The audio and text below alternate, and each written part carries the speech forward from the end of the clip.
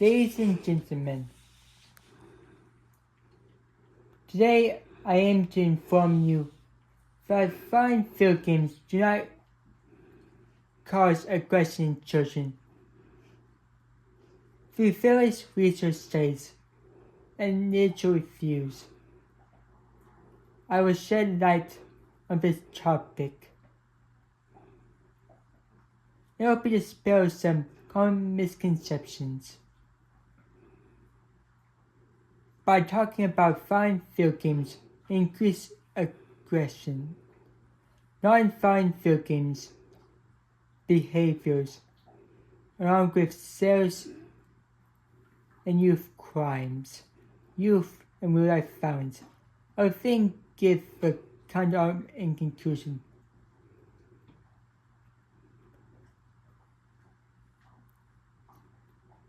Now let's move on to main point 1.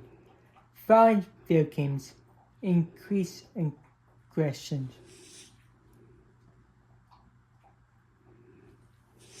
Foreign field games often depict scenarios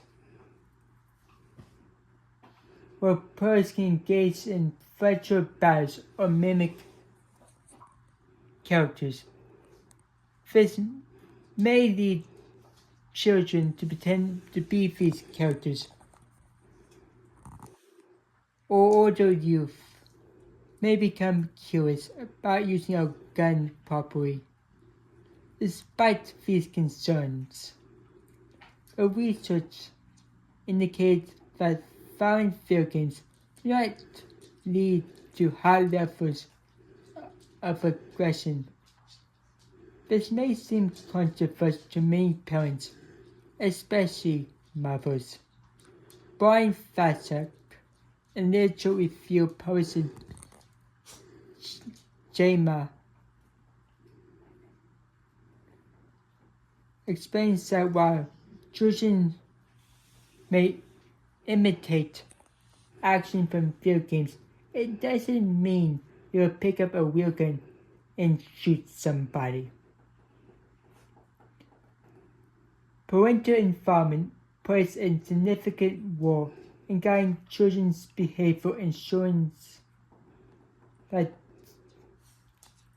they differentiate between fantasy and reality. Additionally, in the article by Richard Playing with Fire, an Australian university psychologist examines teens playing foreign field games are noticed by any aggression displayed was good nature and often laughable. This suggests that the context and the manner in which these games are played can influence the perceived aggression. Next, I will talk about non-foreign field games behaviors along with the sales and youth crimes. Numerous research projects have been conducted to determine the effects of both non-foreign field games and foreign field games on children. The relationship between field game sales and youth crimes has also been examined. Interesting, one study done by Ferguson et al. Titled found that non-foreign field can cause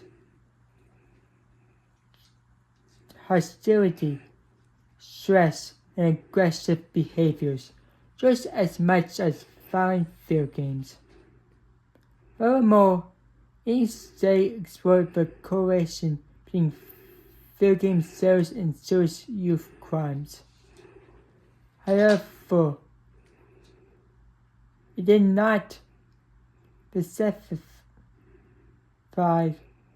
which type of field games were bought or played before these crimes occurred, explained by Ferguson et al.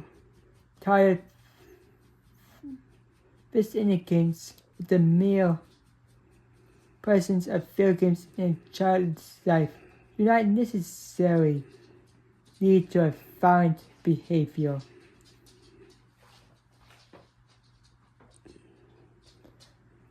The next point I will talk about is youth in real life violence.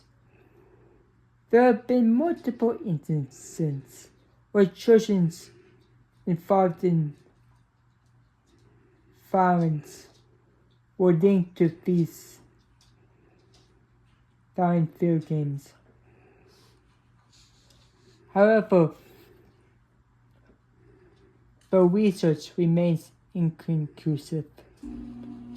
For example, the Columbine tragedy in 1999 was the first incident where a violent video game was questioned as contributing factor. According to Buck, I cited an article by Mears, the ability to play the game Doom impacted the choices made by Board and Harris. But it was not the sole reason for the shooting.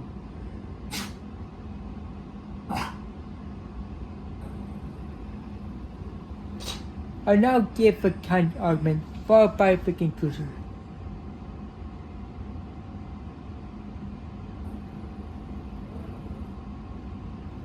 While some research suggests that aggressive behaviors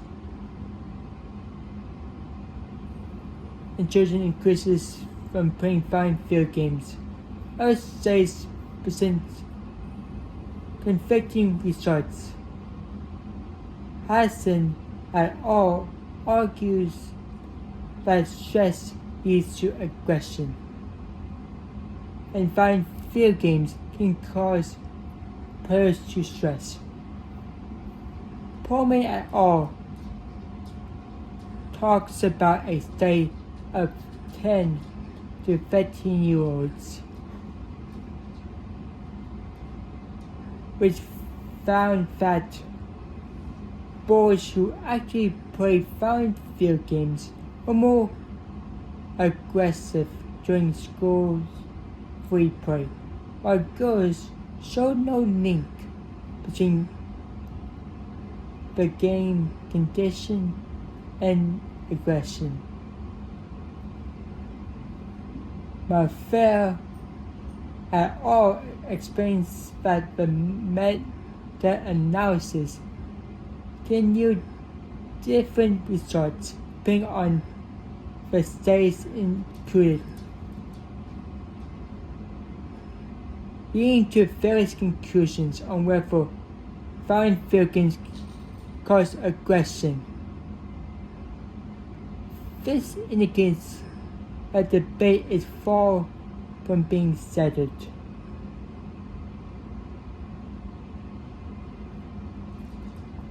In conclusion, the consensus on whether violent video games fuel aggressive behavior in children and adolescents is still lacking. The video game industry has adopted a rating system that categorizes violence as cartoon, fantasy, sexual, or intense, explained by Fatside. This system aims to help parents make informed decisions about the games their children play. I believe that children should have a balance and exposure to both casual and violent video games. Games like Minecraft, Mario.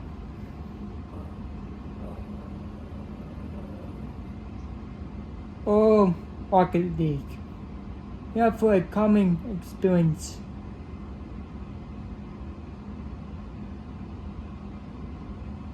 Or games like Mortal Kombat, Call of Duty, and Grand Theft Auto can serve as an outlet for any foreign urges in environment, ensuring that children or at least 11 to 13-year-olds before playing foreign video games behave effectively. Thank you for your attention. Hope this speech has provided a clear understanding of the relationship between video games and aggression in children. So parents, would you let your kid play any